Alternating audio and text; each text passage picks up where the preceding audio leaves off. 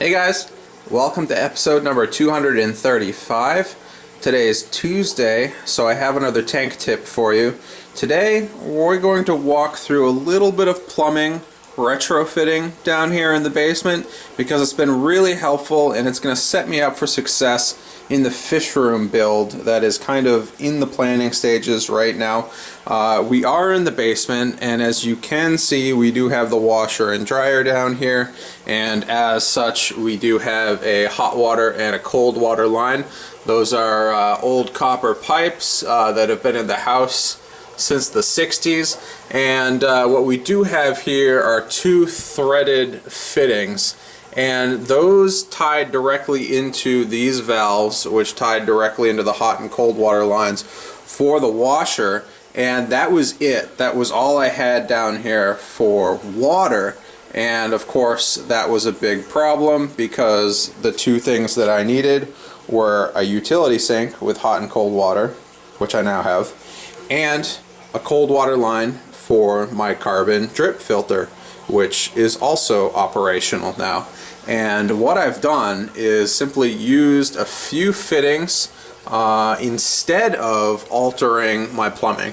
I could have shut off the water main and I could have cut these two copper pipes and then soldered fittings onto it, but with that comes a large number of problems, and you never really know what you're getting into when you do something like that, and you have to be prepared to finish the job and do it correctly, because otherwise you can't turn the water back on to the entire house after starting a project like that. So I'm not really a plumber, and I wasn't really comfortable with that. So what I did know is I did have threaded fittings here as a starting point. So what I did was I retrofitted.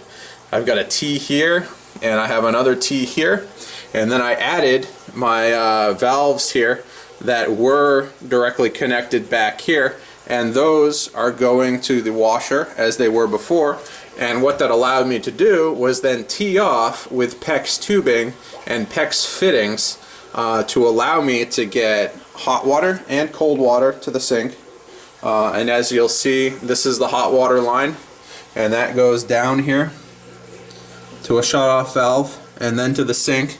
And then the T for the cold water comes down here, and it tees again. The cold water goes down here again to a shut-off valve to the sink.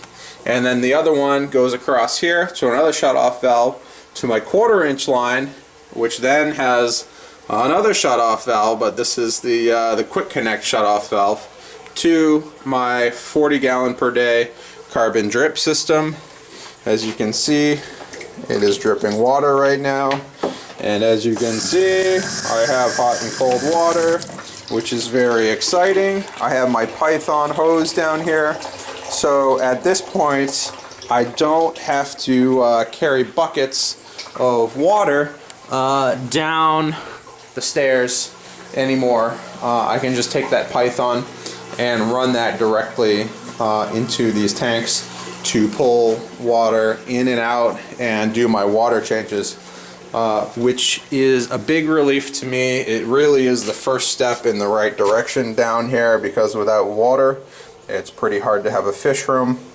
And then of course I still have my my 55-gallon sump barrel here for the wastewater, which is taking water from this utility sink and any water that is coming from my aquarium system and is then going out of the house. So this is my next project here, is to shore this up. This is kind of a makeshift rig, but that project is for a different day. For right now, I just wanted to focus on the PEX and the fittings here to retrofit the hot and cold water. PEX tubing is really cheap, it's easy to cut. The fittings are fairly inexpensive, and it is something that you can do yourself.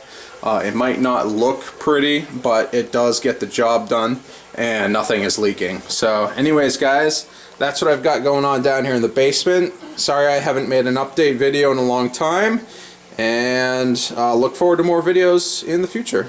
Alright guys, see you later.